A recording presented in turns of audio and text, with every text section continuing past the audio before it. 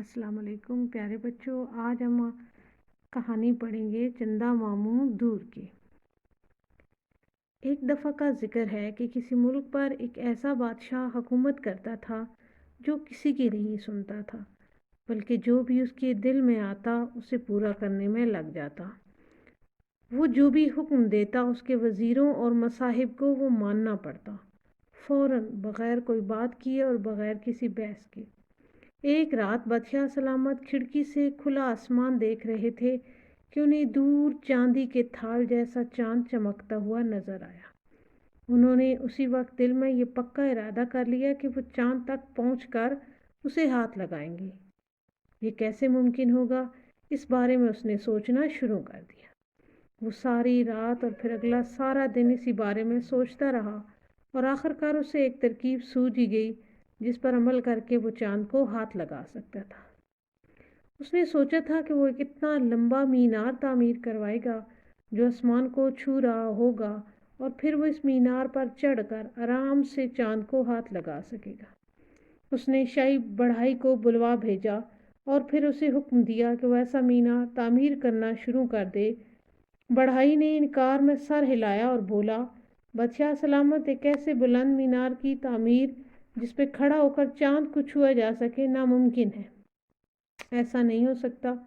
بادشاہ غصے سے چلا کر بولا، ناممکن! میری ریاست کے حدود کے اندر اس لفظ کو منہ سے نکالنا بہت بڑا جرم ہے۔ تمہارے پاس سوچنے کے لیے آج کی رات ہے۔ تم کل صبح آ کر مجھے بتاؤ گے کہ یہ مینار کیسے بنانا ہے۔ بڑھائی ساری رات جاگتا رہا اور سوچتا رہا کہ وہ یہ کام کیسے کرے گا۔ آخرکار اسے اس بلند و بالا مینار بنانے کی ایک ترکیب سوجھ ہی گئی۔ اگلی صبح وہ بادشاہ سلامت کی خدمت میں پیش ہوا اور اسے کہنے لگا، بادشاہ سلامت، اتنا اونچا مینار بنانے کا ایک ہی طریقہ ہے کہ لکڑی سے بنی ہوئی ہزاروں الماریاں ایک دوسرے کے اوپر رکھی جائیں۔ یہ لکڑی کی الماریاں بے حد مضبوط ہوں۔ ان الماریوں کو ایک دوسرے کے اوپر رکھتے جائیں حتیٰ کہ یہ چاند تک پہنچ جائیں۔ بادشاہ کو یہ ترکیب بہت پسند آئی۔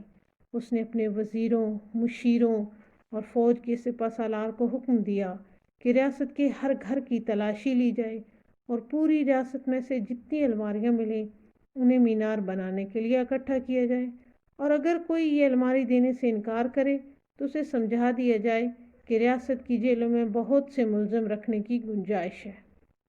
اس حکم کے بعد لوگوں نے منادی سن کر گھروں سے الماریاں لانے شروع کر دی اور محل میں جمع کروا دی۔ ہر طرح کی الماریاں جمع ہو گئیں، بڑی، چھوٹی، چوڑی شکل والی، گول بنی ہوئی، پالش والی، رنگ و روغن والی اور سادی۔ پھر بڑھائی اور اس کے شاگرد کام میں جٹ گئے۔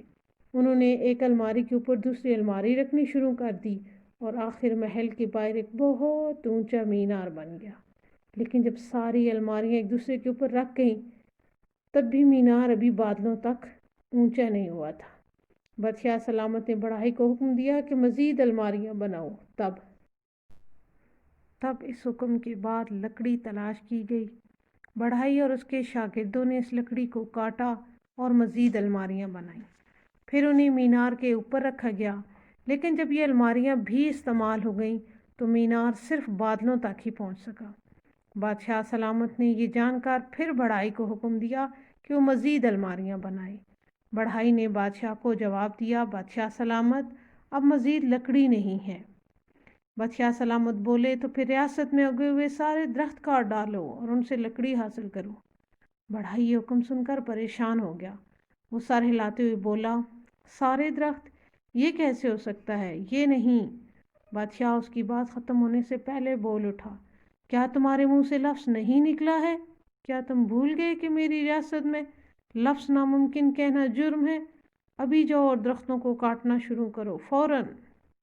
اس حکم کے بعد بادشاہ کی ریاست کے سارے درختوں کو کاٹ دیا گیا۔ ان درختوں میں قدیم ترین درخت بھی شامل تھے جنہوں نے کئی صدیاں دیکھ رکھی تھیں، اور بہت متبرک سمجھے جانے والے درخت بھی۔ بالکل نوخیز پودے بھی کاٹ دیے گئے، پھلوں کے درخت کاٹے گئے، ایسے درخت کاٹے گئے جن پر خشک میوہ جات لگتے تھے، جن پر پھول اگتے تھے، انہیں بھی نہیں چھوڑا گیا۔ ان تمام درختوں کی لکڑی سے الماریاں بنائی گئیں اور پھر انہیں ایک مینار پر ایک دوسرے کے اوپر رکھا گیا۔ پھر جب یہ الماریاں بھی استعمال ہو گئیں تو مینار بادلوں سے بھی اونچا ہو گیا اور ایسے لگا جیسے وہ آسمان کو چھو رہا ہے۔ بادشاہ نے مینار کو سر اٹھا کر دیکھا اور بہت خوش ہوا۔ وہ بولا، اب وہ وقت آ گیا ہے جب میں اس اونچے مینار پر چڑھ کر چاند کو چھو سکتا ہوں۔ پھر اس نے مینار پر چڑھنا شروع کر دیا، حتیٰ کہ وہ اس بلند مینار کی آخری الماری پر پہنچ گیا۔ اس نے اوپر دیکھا اور دونوں بازو ہوا میں بلند کیے تاکہ چاند کو چھو سکے، لیکن معمولی سے فرق سے وہ چاند کو نہ چھو سکا۔ وہ پیروں کے پنجوں پر کھڑا ہو گیا لیکن پھر بھی چاند کو نہ چھو سکا۔ اس نے منہ نیچے کیا اور چلا کر بولا، ایک الماری اور اوپر لے کر آؤ، صرف ایک اور، جس پر کھڑا ہو کر میں یقینی طور پر چاند کو چھو لوں گا۔ بڑھائی نے بادشاہ کی آواز سنی اور ادھر ادھر دیکھا، لیکن کوئی الماری نہیں بچی تھی، کوئی لکڑی بھی نہیں بچی تھی اور پوری ریاست میں کوئی درخت بھی نہیں بچا تھا۔ لہٰذا اس نے منہ اوپر کیا اور زور سے بولا، اب کوئی الماری میرے پاس نہیں ہے۔ بادشاہ اوپر سے چلاتے ہوئے بولا، تو پھر کوئی مینار کے نیچے والی الماری نکالو اور اسے اوپر لاؤ۔ بڑھائی یہ حکم سن کر ہکا بکا رہ گیا۔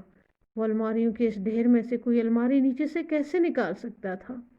پھر اس نے بادشاہ کو دوبارہ چلاتے ہوئے سنا، کیا تم نے میرا حکم نہیں سنا؟ ایک الماری نیچے سے نکالو اور اوپر لے کر آؤ۔ بڑھائی کی بھویں حیرت سے اوپر چڑھ گئیں۔ اس نے اپنے شانے اچکائے اور ویسے ہی کر دیا جیسے اسے حکم دیا گیا تھا۔ اس نے مینار میں لگی ہوئی الماریوں میں سے نیچے سے ایک الماری کو نکال دیا۔ پیارے بچوں، آپ کو اندازہ ہو گیا ہوگا کہ اس کے بعد کیا ہوا۔ مینار میں لگی ہوئی ساری الماریاں توازن کھو بیٹھیں اور ایک دوسرے کے اوپر گرنے لگیں۔ گرنے والوں میں بادشاہ سلامت بھی شامل تھا، جو کسی سے مشورہ نہیں لیتا تھا اور وہی کرتا تھا جو اس کے دماغ میں سما جاتا تھا، اور جس کے دماغ میں سما گیا تھا کہ وہ چاند کو چھو کر ہی رہے گا۔